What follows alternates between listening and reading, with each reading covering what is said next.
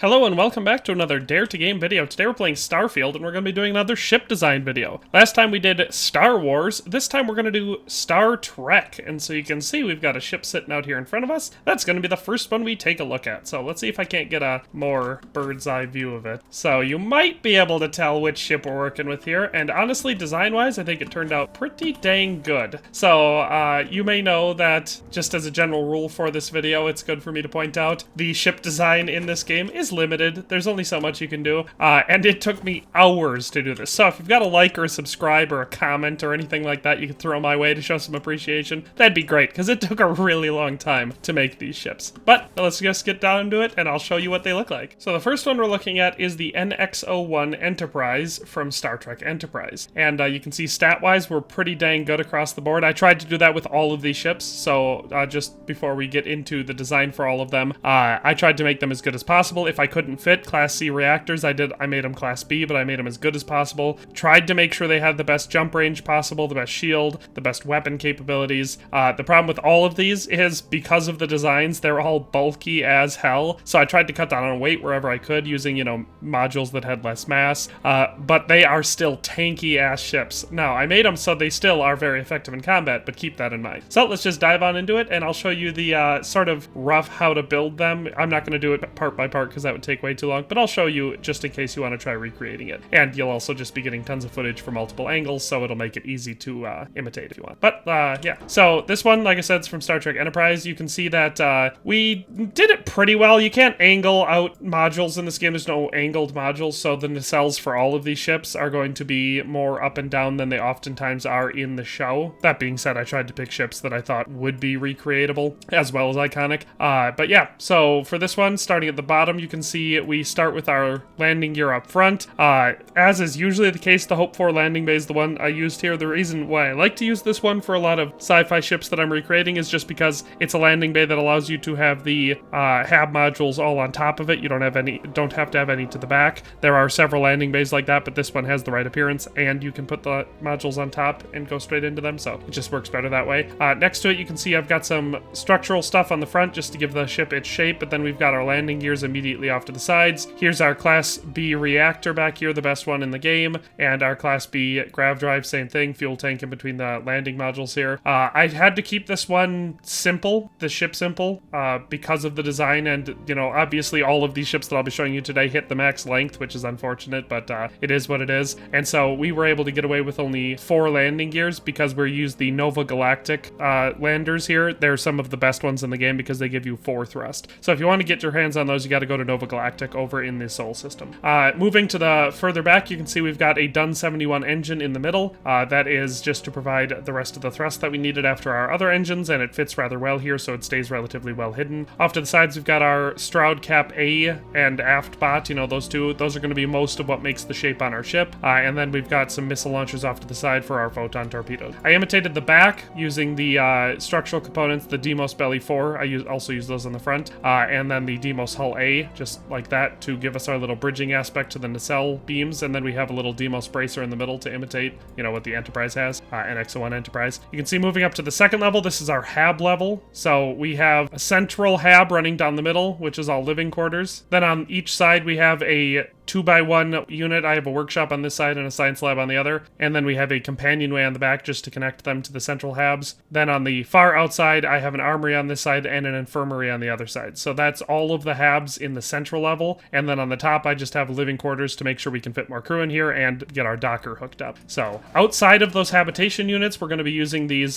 Stroud caps for most of our structural. We also have the straight one instead of the angled sides. On these side pieces, we have the Stroud cowling. Got our shield generator back here. Got some Nova cowlings on the far outside to give us an even bit more of a rounded edge. I was able to use the Viking CP220 cockpit just to fit it underneath. That way it's connected. It's very close to the landing gear and the docker, so it's actually a pretty convenient ship to navigate. So design-wise, I really like the way this one turned out. We've got our nacelles back here, which actually don't have engines on them. It depends on the ship, what I'm going with, but if I can put the engines in the nacelles for Star Trek ships, I like to, but on this one they needed to be cosmetic. So you can see I've got my other engines, the White Dwarf 3030 engines are just tucked into the body. So all the engines on this one are actually in the body, but I think it turned out looking pretty dang dang good. And you can see I stuck with internalized weapons as much as possible to limit the amount that we break up the lines. So we've got our missile launchers on the bottom, and we've got this one laser turret up top, but I built in to the front of it these Nova weapons mounts, so I could put my auto Hellion beams, all 4 of them. I've got 2 on each side here, and then we've got one central mounted pulse laser in the middle. It actually turned out being a much sleeker design than I had initially anticipated. I really like the ship. It's not my favorite on this list, but it's close. It's a good one. So that's the NX-01 Enterprise. Next we have the Enterprise D, the Galaxy class Enterprise from Star Trek The Next Generation. So this one was another one that hits all of our max dimensions. It's as tall as it can be, it's as long as it can be. It's not as wide as it can be, so it doesn't hit all of our dimensions. But I think it turned out looking pretty good. I was able to maintain decent enough stats for it while also hitting, I think, a pretty good balance of appearances. So I think it turned out looking pretty dang good. So as far as construction on this one goes, I tried to keep the central body of it looking as much like the Enterprise D as I could. And if you remember, if you ever watched Next Generation, it's actually kind of like an oval shape, so it's a little bit flatter than this. But I did starting from the back, we just had our landing bay back here. I used the ship bed 200 because it was small enough that it worked for this. And then I have a companionway right in front of that, and then a 2x1 workshop, and then another companionway on the front. So you could either do that, and I wanted to just because I like having the workshop close to my entrance, or you could do like a 3x1 habitation quarters. It doesn't matter, just so long as you have 4 habs down on the bottom in front of your landing bay. Then on top of that, we've got some more habs, we've got another companionway on the back, and then our science lab, and then we have another companionway which is going to lead us up into the saucer section. So these are all just companionways running down that, which makes it relatively convenient because you can just go straight up the ladder to get to the rest of your ship. Following through on the back, I used landing gears to make the rest of the body, and I like the Hope 6 landing gears for that just because they fit the shape well and they're low profile enough to make it not look too bulky. So we've got 3 on each side, which gives us enough landing gear ability for the ship to take off and everything. Our nacelle wings, we have the AccuLander 11 landing gears making up the first part of that, so it allows us to have, more landing gears on the ship to make it flyable, and also they act as the first part of the wing. Then we have our Tio midcap bottom. We're using our Hope Tech risers, and then our nacelles are actually made up of the Tio braking engine for the front. Then we have the Tio midcap and the Tio midcap bottom for the first part of the nacelles. Then I actually did cargo holds up behind that, which turned out looking pretty cool and gives the ship a lot of cargo space, which I really enjoy. So we have that on both sides. And then we have the Nova 1050 engine on the back. So these two 1050 engines provide half of our thrust, and then we've got these Dun 71 engines up here providing the rest. All of the other stuff is internalized, so you can see from the bottom side of the ship, we've got a lot of structural components like the Nova couplings on the outside, and then these the Deimos hull and the underbelly to give us our shapes on the sides. I use some Nova bracers to fill in the rest of the space and allow me to connect things, but also not take up too much mass. Then we have our fuel tank, our grav drive, like I said, both of these Dun 71 engines, and then our reactor is right here on the back, so covered up by the Deimos belly. So like I said, all of our components are internalized, keeps the ship looking pretty cool, I think. We don't have a ton of hab space on the top saucer. Most of it is structural and equipment. So we have a companionway right here leading from our living quarters, which is connected to the neck, so all of those companionways leading up. So that's the only habs on this bottom part of the saucer. And then on the top part of the saucer, because it is only two layers thick, we have one more habitation unit, which is a 3x1 living quarters, which connects to our Cabot C4 bridge from Nova Galactic. So that's it for habitation. The rest of this is all structural, so you can see we use a lot of the same structural units that I use in a lot of my ship designs, and I think it turns out pretty good. We're not as rounded on the front as I would like for the ship, but it definitely looks a lot like the Enterprise D. It turned out pretty dang good. It's a little bit sluggish in space, but that makes sense because it's a Galaxy class. Weapons are decent on it. You could add more, but I didn't want to make it look like it was just bristling with weapons. So that is the Enterprise D. Next up, we have probably the easiest Star Trek ship to make in Starfield, and it is the Defiant from Deep Space Nine. Probably one of my all-time favorite ships from Star Trek. I really like it. It was designed specifically to be small, compact, but extremely powerful because it was a actual military vessel, so I I like it a lot. And Deep Space Nine is my favorite Star Trek show, so it's really easy to enjoy it. But I think it turned out looking great. So let's show you how to build this one. So if we start at the bottom, we're once again using our Hope landing bay. That's our first thing we're putting on. Off to the side of that, we're going to use some Accu landers, give us the right shape, and also we need landers. Behind both of those, we're going to have fuel tanks, and then we have this one's Class B because obviously the ship's too small. I mean, I probably could have made Class C work for it, but with like no habitation space, it would have been like one companionway. So I figured it was better to make it sort of a mid-tier Class B ship since the stats are still really good anyway. But then to the sides of our reactor, we have our 2 fuel tanks, so we got 2 more landers on the back, and our grav drive is all of that's on the bottom. We use the tile braking engine just for some cosmetics on the front on both sides, and then the Deimos Belly 4 for the same thing.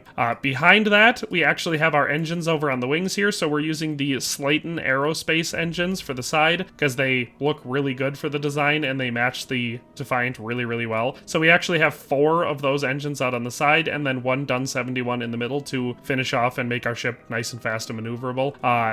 In the front of those, we have some cargo holds, so we actually have a decent amount of cargo space with this one, and it helps fill out the Defiant's nacelle looks. We can do the red accent on the front to make it look like the front of the side nacelles on the Defiant, so that actually turned out looking pretty cool.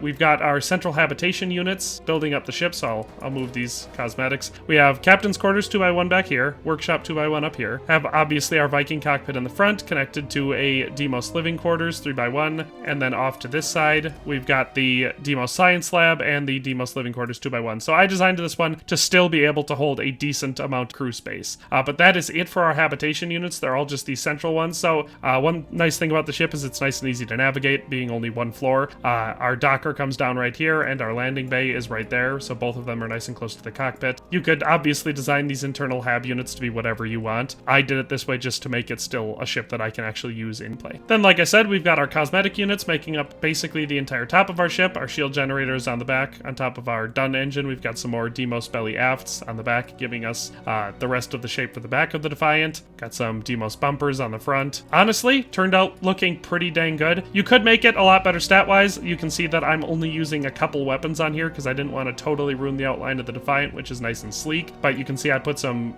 chin-mounted laser turrets down here and then one up on top to give us a full pulse laser battery like the Defiant uses in the show. Then I've got some missile launchers out on the sides to simulate photon torpedoes. Obviously, the ship has more than enough power to run 3 full batteries of weapons. I just wanted the cosmetics to look more like the Defiant. So that is the Defiant from Star Trek Deep Space Nine. All right, next up we have the first one I made out of all of these, but I'm doing these sort of in chronological order. So here we have the USS Voyager from the show Voyager. So this one is a Intrepid class ship, the main one from the show Star Trek Voyager. So if you're familiar with it, you should know what I'm talking about. This one turned out a little bit bulkier than I wanted it to, but it was kind of hard to make the components work. That being said, it does look really cool, and it's another one of the ships that I was able to make a max class or a max stat class C ship. So this one is just really, really powerful, and it works relatively well. It's not super maneuverable because it is bulky, but it is quite fast, and obviously the shields and firepower on the ship are pretty incredible. So just starting at the bottom, you can see we start once again back here in our main body section with our Hope landing bay, and then off to the side we've got several landing gears. So we have 2 of these NG-20 Nova Galactic landing gears, the ones that I really like. If you wanted to use less landing gears on the ship, you just have to modify the ship at the Nova Galactic Star Yard, and you could do a lot less landing gears if you're using these because they offer 4 thrust. But then I only had those 2, so I just filled in the rest with the Stroud Eklund Accu Lander 11 landing gears for the side. So you can see that we have 4 on either side. And then behind our landing bay, we've got our Class C grav drive and our Class C reactor right there. Off to the sides of that, on the side of our NG-20 landing gear, we have a port attachment, so I was able to do a weapon mount there. So I did the Deimos Swing E port, and I connected our missile launchers on both sides of that. Moving up to our middle section on the back, we have Dun 71 engines in the middle connecting to our reactor. And if we move these cosmetic items, you can see those connect to some hab units on the front. So we've got a Science Lab 2x1, a Workshop 2x1, and a Infirmary 2x1. So that's our central habitation unit in the middle level for our main body of the ship. And those are right above our landing bay. Then off to the sides to make up our nacelle wings, we have the Deimos Hull A, and these go straight out because the Intrepid class is kind of flat on the back. So it was actually easier to to do this. And then off to the side, we once again have a ship where I was able to do a lot of storage capacity on this one. So we've got our Taio braking engines on the front, which I made red to simulate the front of nacelles. And then we have 4 Galleon S202 cargo holds, which provide on both sides, which gives us just a ton of cargo space on this ship, which is one of the things that makes it so bulky, but it's nice for a gameplay. And I did the top ones in gray and the bottom ones in gray and blue to, again, imitate the nacelle look. And then we have our Nova 1050 engines on the back, which provide us plenty of thrust combined with our Dun 71 engines to make the ship pretty decently fast. Moving up from there to the third level on the back, we just have a bunch of cosmetic items. Well, we have one fuel tank, which is sitting here in the middle, the 500T helium tank, which I hid relatively well, I think. And that in front of that, we have the Deimos all-in-one 2x1 berth, which connects our rear section to our front section, so the saucer section. Then we have the Stroud Cap A aft top for the central parts, and then our Stroud Cap A port and aft angled tops for the sides. So that is the whole rear section. Then we connect to the saucer section. Like I said, that the all-in-one berth connects us to the front. I used the Stroud engine mounts on the back of the saucer section to connect it to the rear. I think they look decent on it, and the mass is lower than other options that I could have used. Then we have just a bunch of cosmetic structural items. So we've got the side slanted ones out on the outside, and then the straight slanted ones on front, 3 of those, and then 2 more on the outside. Most of our weapons on the ship are mounted on the bottom. We've got our alpha beams on the bottom and 1 more missile launcher, so we've got full battery of photon torpedoes on this ship. Moving up to the second layer on our saucer section, you can see that we avoided any habitation units except for we have a Nova Galactic storeroom down here, which I just needed so I could connect the bridge in the way that I needed to. The rest of it is just Nova bracers. You could probably end up making a lot of it hollow if you're careful with the way you design to keep the mass lower. I just used these so I could keep it simple during the construction. So the whole second layer of the saucer section is just structural, but it's there to hold the ship together, obviously, so you connect the outside parts. So just make it as light as possible. Moving on to our third layer, which is where most of the saucer section's habitation pods are. We have a 3x1 living quarters on either side to give the ship plenty of living space. And then the central part, we have the captain's quarters right in the center on the front, and the control station directly behind that. You could do whatever you want there, infirmary, workshop, whatever, more habitation quarters, but it needs to be there because it connects the ship to the rear through that central path. And then we have our Cabot C4 bridge, once again from Nova Galactic and the Sol system, so you'll need to go there to grab that. And then just the structural components on the outside to give it the shape. Finally, moving on to the top section, we again have mostly just structural components. We have a hab pod all-in-one berth in the middle just to connect our docker to the main saucer section, and then the nose cap on the front to finish up the shape. And our shield generator is right back here. You can see we did a lot of external weapons on this one just because I needed to for the design of the ship, but I think it still maintains a pretty sleek Star Trek look and does a pretty good job of imitating the Intrepid class from Star Trek Voyager. So that is the Voyager. Let's move on to our 5th and final Star Trek ship in this video. Alright, our final ship we're going to be looking at in this video is one of my all-time favorite Star Trek ships, the Prometheus class ship. This is another one that was introduced in Star Trek Voyager. It was designed specifically for warfare. It's actually really cool. I believe this is the one in the show that can split into 3 sections, which is fun. This was not easy to make, and you can see it looks kind of chonky, whereas it's a pretty sleek ship in the show, but I think it turned out looking pretty dang good. So once again, stat-wise, we're doing pretty dang good here. This is a top tier max stats, or close to max stats. You could obviously max it out by adding 1 more missile battery wherever you want, but pretty dang close Class C ship. So let's show you the construction on this one. So this one's pretty complex, but I was able to do it in a couple hours. I was able to get this one finished. So we start with our Hope 4 landing bay right up in the front again. That just connects up to our hab units. We don't have a whole lot going on in the rear section of the ship, basically just enough to, I just used it for, since I needed something there anyway, I used some living quarters to make up the back. So we have a 3x1 living quarters directly on the back above our landing gears, which should all be fairly obvious. If you've got the NG-20 landing gears, then I definitely recommend using them. And I only had 2 of them, so I put an AccuLander 11 on the back. If you've got 3, I would just use 3 because I think they look better anyway. But that's actually all the landers that we need on this ship because we kept our mass as low as possible. So we have our living quarters make up the central body right above that, so 2 3x1 living quarters right next to each other. Then on top of our rear living quarters, it's all structural and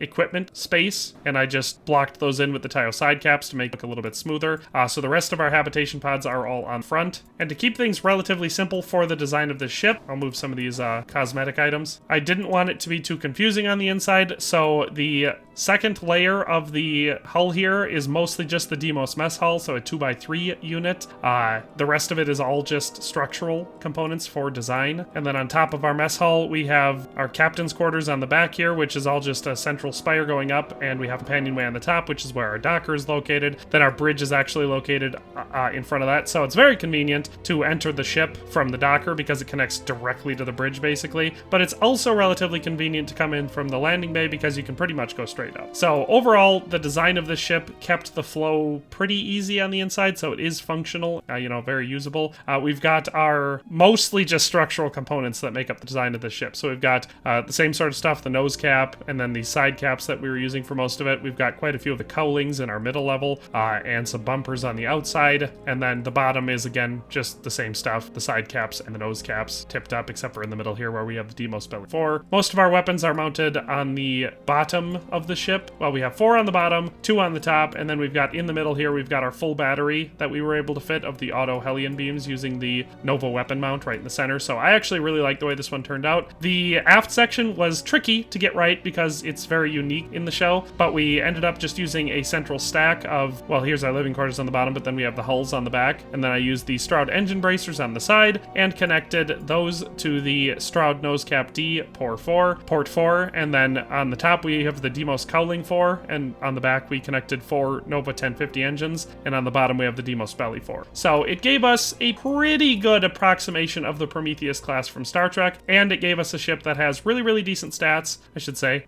You can see we have our reactor and our grav drive on the back, and then our fuel tanks and cargo space are all tucked up inside the structural components inside the bottom level of the saucer section. Kind of hard to do this unless it's step by steps, but that takes just way too long. But yeah, that is our Prometheus class ship from Star Trek. And so that is all for today. I hope that these videos are easy enough to follow because, like I said, the step-by-step build-throughs are just not something I really want to make. They take far too much time to try and show because I go back and forth on the designs in this game. Each one of these ships realistically takes a couple hours to build from scratch, so hopefully I've sped up the process for you a bit by showing you the exact designs that I came up with. Now, there's a really good chance you'll be able to improve on these if you can. Let me know any tips and tricks you know down in the comment section. But that's all for today. Hope you enjoyed this video. If you're a Star Trek fan, hope that this has helped you build the ships that you wanted to build, but we'll see you next time. Thanks for watching another Dare to Game video. If you liked this video, please leave a like and a comment. If you haven't already, be sure to subscribe to the channel. If you like my content and would like to support this channel, consider becoming a member today for as little as $1.99 a month. It makes a huge difference. But in any case, thanks for watching and have a nice day. I'll see you next time.